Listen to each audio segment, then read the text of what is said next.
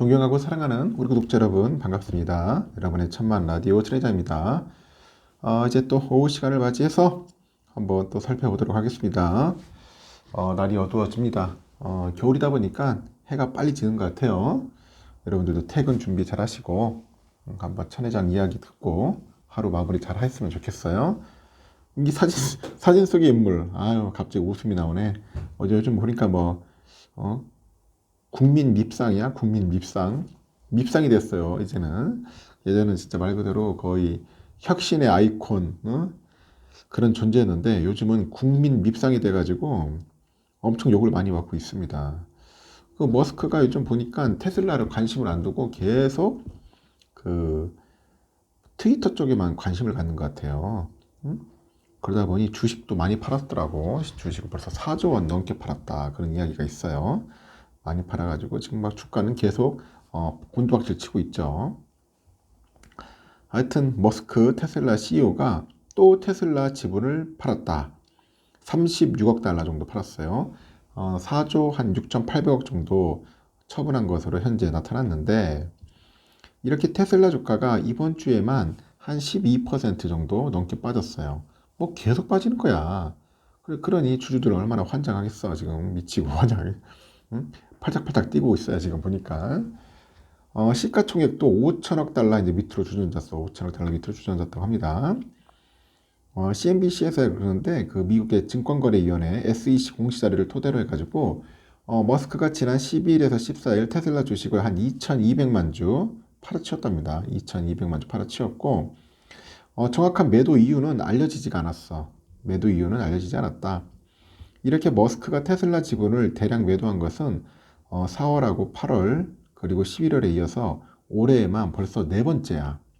올해만 벌써 네 번째로 팔았다. 그렇게 보시면 됩니다. 매도를.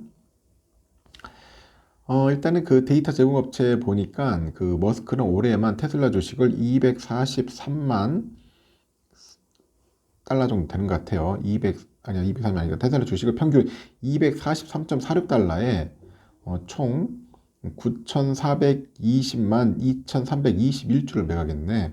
엄청 팔았네요. 평균이에요. 평균 243.46달러예요. 그러니까 총 229억 3천만 달러, 229억 3천만 달러 정도를 팔았다는 거야. 그 머스크의 테슬라 지분율은 이제 13.4%까지 내려갔어요. 쭉쭉 빠집니다. 보니까 많이 팔아가지고 지분율도 떨어졌다. 이렇게 머스크가 440억 달러에 달하는 440억 달러라는 트위터를 인수하는 과정에서 인수 자금을 마련하기 위해서 테슬라 지분을 대량 매각해가지고 주가 하락을 이제 부추긴 겁니다. 트위터 인수가 그 완료된 뒤에도 그 머스크가 트위터 운용에만 전념하고 있는 그런 모습을 보이고 있고 그 테슬라의 2대 시장이죠. 2대 시장이 중국에서 뭔가 수요도나 우려가 커지다 보니 이 테슬라 주가는 약세를 보이는 겁니다. 그래서 계속 빠질 수밖에 없는 거지, 주가는.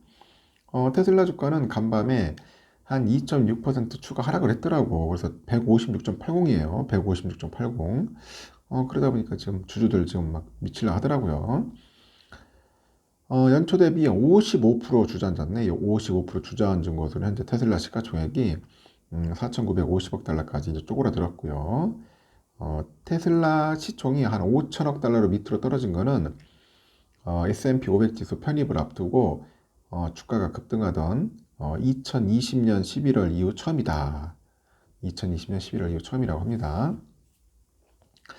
테슬라 주가는 코로나 그 팬데믹 후에 풍부한 유동성에 따라서 기술주 상승 물결 그리고 전기차 시장 확대에 대한 기대감 때문에 희귀 상승을 이어갔었어요.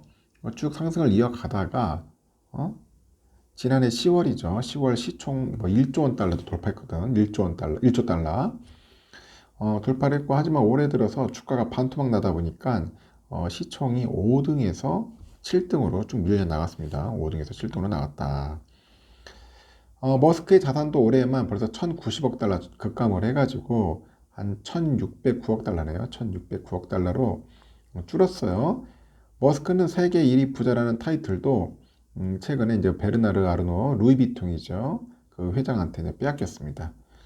루이비통 회장이 또 재산이 엄청 많은가 보네요. 이러다 보니까 결국은 주가는 빠지고 국민 밉상이 되는 겁니다. 국민 밉상. 앞으로 뭐 좀 침체 그런 가능성이 좀 상당히 높은가 봅니다.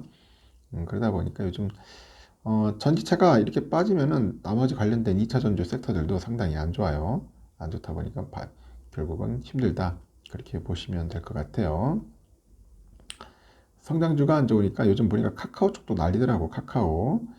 요즘 보니까 카카오의 자회사인 그 K큐브 홀딩스라 해서 K큐브 홀딩스가 금산 분리 규정 위반으로 검찰 고발이라는 그런 높은 수의 제재를 받다 보니 오늘 보니까 카카오 그룹주가 좀 많이 빠지더라고요. 직격탄 맞았죠. 카카오가 전 거래보다 한 3,400원 정도 급락을 해가지고 55,300원 빠졌고 55,300원 떨어졌고요. 카카오페이도 그렇고 9.3% 빠지고 카카오뱅크도 그 정도 빠졌죠. 카카오게임즈도 한 4.8% 빠졌고요. 공정거래위원회가 이날 김범수 카카오 미래이니셔티브 센터장이 지분을 100% 보유한 개인회사죠. K큐브 홀딩스를 검찰에 고발한다. 그렇게 밝히니까 주가가 일찍 급락을 하는 거야. 카카오의 이른바 그 먹통 사태 이후로 회복세를 보이던 카카오그룹주의 주가에도 급제동이 걸리더라고요. 카카오는 지난 8일 날 이후에 5거래일 만에 5만 5천 원대로 주저앉았죠. 카카오페이도 카카오뱅크도 역시 지난 7일 수준으로 주가가 후퇴를 했어요. 이날 보니까 외국인들이 한 413억, 기관 애들이 한 286억 팔아치웠고 카카오뱅크도 한 241억 정도 파는 것 같아요. 외국인들. 그러니까 막 외국인 기관 할 것 없이 막 팔아치웁니다. 이렇게 카카오 형제들의 급락으로 코스피하고 코스닥 시장에서 실망 매물들이 막 출하다 보니 관련 지수도 약세 보이고 카카오가 속한 코스피 서비스업이 3.2% 업종들 하락폭이 가장 커요. 금융업은 1.9% 정도 빠졌고 카카오 게임즈가 속해 있는 코스닥 IT 업종도 한 1.4% 정도 떨어졌죠. 요즘 보면 인터넷, 게임 등 이런 기술주 약세가 지속된 것은 미국 증시에서 이 반도체 등 기술주 중심의 매물이 출회된 영향에 카카오에 대한 공정위의 그 금산분리 위반 고발 조치 있어요. 금산분리 위반 고발 조치. 이것 때문에 투자 심리가 약화된 것 같더라고요. 보니까. 그래서 아침에 제가 보다 왜 이렇게 많이 빠지는가 했더니 결국은 이런 문제가 좀 있었던 것 같습니다. 그래서 공정위는 이날 그 상호 출자 제한 그 기업 집단이 카카오 소속 금융과 보험사인 KCH가 자신이 보유한 카카오나 카카오 게임즈의 그 주식에 대한 의결권 제한 규정을 위반한 그 행위에 대해서 시정 명령과 법인 고발을 결정한 것 같아요. K큐브 홀딩스가 지난 9월 말에 기준으로 했을 때 카카오 지분 10.51%를 보유해가지고 김범수 센터장에 의해서 이어가지고 2대 주주더라고요. 카카오 게임즈 지분은 0.96% 보유하고 있고 K큐브는 설립 당시에 소프트웨어를 개발하고 공급하는 경영 컨설팅하고 서비스업 출발했는데 2020년에는 투자 사업을 하는 금융업으로 업종을 변경을 해버렸습니다. 그래서 공정위가 그 상호 출자 제한 기업 집단인 카카오 소속의 금융보험사인 KCH가 자신이 보유한 계열 회사 카카오 게임즈의 주식에 대한 의결권 규정을 어기고 의결권을 행사했다고 판단을 한 것 같아요. 그래서 상호 출자 제한 기업 집단 그 소속의 금융이나 보험회사는 원칙적으로 국내 계열사 주식의 의결권 행사가 금지되어 있어서 금산분리 규정을 어겼다고 보는 것 같습니다. 금산분리 규정. 공정거래법은 상호 그 상출 집단의 그 소속의 금융과 보험사가 금융이나 그런 보험사업 운영을 통해 가지고 축적된 자금을 계열사에 출재를 해서 지배력을 확장하는 것을 방지하기 위해서 의결권 제한 규정을 두고 있다는 겁니다. 하여튼 그러다 보니까 상당히 안 좋았습니다. 카카오. 오늘 카카오 주주들이 상당히 좀 힘들었을 거예요.